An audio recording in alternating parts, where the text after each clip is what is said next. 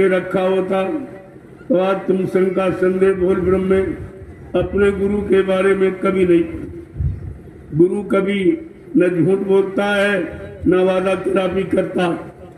गुरु का काम है संपूर्ण जीवात्माओं को जगाना, परमात्मा से मिलाना, उनको निताम निजलोक मंडल मुकाम पहुंचाना, ये गुरु का काम है। लेकिन आपने तो ये समझा नहीं कुछ। गोस्वामी जी महाराज को इसीलिए कहना पड़ा, गुरु के बारे में समझाना पड़ा कि कलयुग के जीव अल्पायु अल्पज्ञ हैं, कहीं बेचारे भूल भ्रम में न पड़ जाएं, अपने गुरु में शंका न कर बैठे, अपने गुरु से कहीं अलग न हो जाए। इसलिए रामचरितमानस को लिखकर और उत्तरकांड में सब स्पष्ट कह दिया कि हरयसीस ये धन शोक न हरई, असो गुरु घो रह नरक मां परई। क्या कहा है?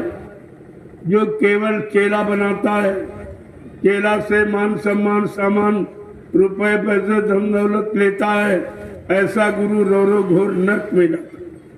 गुरु का काम है शोक माने दुख को हर ले, शोक हरई दुख को हर ले। तो मानव जीवन का सबसे बड़ा दुख क्या है?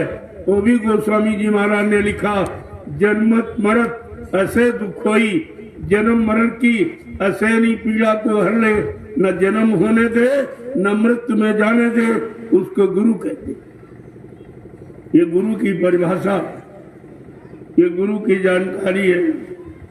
और आपने जानकारी रखी नहीं, भूल गए आप और सब मतलब यानी बोल भरम में पड़ गया। इतना भारी नुकसान आपने अपना किया। ये सब जानकारी आपको रखनी चाहिए, लेकिन तुमने तो कोई जानकारी रखी नहीं। केवल मथुरा जाते रहे, वहाँ भंडारे ढूंढते रहे कि अच्छा भोजन कहाँ मिलेगा, और वो वहाँ लोग मिल गए आपको मतलब यानी ठगने लूटने वाले, और तुमको यानी सेवा तुमसे ले ली, 60% अपना खा गए, 40% तुमको दे दिया। यही अभी हो रहा, जो अभी 60% सेवा खा रहा, 40% मतलब अपना और 60% ठेकेदारों को दे रहा, वो मेरे सत्संग में नहीं आएगा, वो यहाँ नहीं आएगा। ऐसे जीव हमारे कार्यक्रम में नहीं है, ये आप ध्यान रखें। यहाँ पाक साफ जीवों की आवश्यकता, यहाँ निस्वार्थ प्रेमियों की जरूरत है, जिनको अपनी जीवात्मा को जगाना और परमात्मा से मिलाना, अपने पाप कर्मों में माफी कराना है। वो जीव इस दरबार में आएगा, बाकी आएगा तो लंबे समय तक टिक नहीं पाएगा। कितने आए कितने चले गए, अभी कितने आएंगे कितने चले जाएंगे। ये इतने लोग बैठे हो, इनमें से तमाम लोग शरीर छोड़ के चले जाएंगे, उनको आगे का सत्संग नहीं मिल सके। इतने बड़ी सावधानी के साथ सुनिए, ये वचन कहीं बिकते बाजार में नहीं, और आपको कोई बताएगा नहीं, क्योंकि ये जानकारी किसी को नहीं। इसलिए आज जन्माष्टमी के पावन पर्व पर आपका ये सौभाग्य जगह है, पुण्य कर्मों का फल आपका ये जागा जो मिलने जा रहा है, ये जन्माष्टमी का पावन पर्व। वैसे एक काल शक्ति का पर्व, राम कृष्ण दो जग में आए, काल धरे अवतार, संत मता इन्हू नहीं जानू, रहे काल के गार, तासे त्यागो कृष्ण द्वार। संतों ने बहुत फटकारा कि काल शक्तियों के दरबार पर सिद्धा प्रणाम करते तुम्हें कुछ नहीं मिलेगा, इनको माफी का अधिकार नहीं है, इनको तुम्हारी जीवात्मा जगाने का अधिकार नहीं है, इनको मालिक से न मिलने का अधिकार न मिलाने का अधिकार। जब ये खुद नहीं मिल पाए तो तुम्हें कैसे मिलाएंगे। ये 3 युगों में काल शक्तियां आती जाती रही हैं, और ये चौथा जो कलयुग लगा है, इसमें भी 5,500 वर्ष आपके काल के ही चले गए। इतनी पुरानी आदत, काल की गुलामी, काल की सेवा, काल के नियम कानून को मानते मानते आपके निकल गए, इसलिए आप आदती यानी हैबिचुअली बन गए, आपकी आदत बन गई। अब उससे आप छुटकारा नहीं पा रहे। काल ने ऐसा पकड़ा और ऐसे जाल में आपको फंसा लिया कि आपका निकलना मुश्किल है। ऐसी गांठ लगा दी जड़ और चेतन की, ये देव गोस्वामी महाराज ने राज खोला कि जड़ चेतन ग्रंथि पड़ गई, यद्यम रखा छूटत कठिनाई, कि जड़ चेतन की गांठ तो काल माया ने मिलके लगा दी, लेकिन ये झूठ है। लेकिन बगैर संत सद्गुरु की दया के कोई जीव खोल नहीं सकता। जैसे आप कोई गांठ लगा दो रस्सी की और पानी में भिगो दो तो जल्दी खुलेगी नहीं, ऐसे ये कर्मो जड़ चेतन की गांठ लगाई और मोह का मोया लगा दिया। मोह सकल व्याधन कर मूला, संपूर्ण व्याधियों की जड़, संपूर्ण दुखों का कारण मोह है। और मोह ऐसे जाने वाला है नहीं कि मोह कैसे जाएगा। बिन सत्संग न होए मोह भंगा, बिना सत्संग के मोह भंग नहीं होता, और सत्संग यहाँ कोई होता नहीं। ये तो पसंद करते, सत्संग कहाँ करते।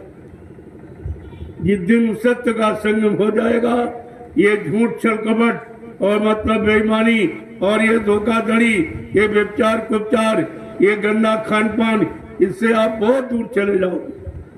सत्य के मिलने पर ये गंदा यानी गंदगी और ये झूठ, ये सब समाप्त हो जाता। इसलिए संत महापुरुष जब इस कलयुग में पधारे, उन्होंने सत्संग जारी किया। अन्य युगों में कथा वार्ता सुनाई जाती है अच्छे शुभ कर्म करने के लिए। अब ये शुभ कर्म अच्छे कर्म क्यों सिखाए गए?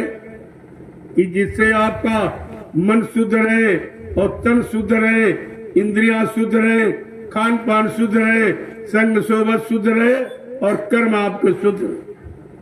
तो इससे क्या होगा?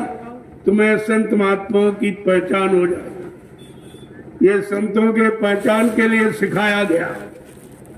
पूजा करो, पाठ करो, तीर्थ करो, व्रत करो, हवन जप तप यज्ञ गंगा स्नान, ये शुभ पुण्य कर्म इसीलिए सिखाए जाते थे कि तुम्हारा मन खराब न होने पावे, शरीर गंदा न होने पावे, इंद्रिया गंदे काम में न लगने पावे, तुम्हारा खान पान खराब न होने पावे, तुम्हारी संग सोबत खराब न होने पावे, तुमसे मनसा वाचा कर्मणा कोई कर्म खराब न होने पावे।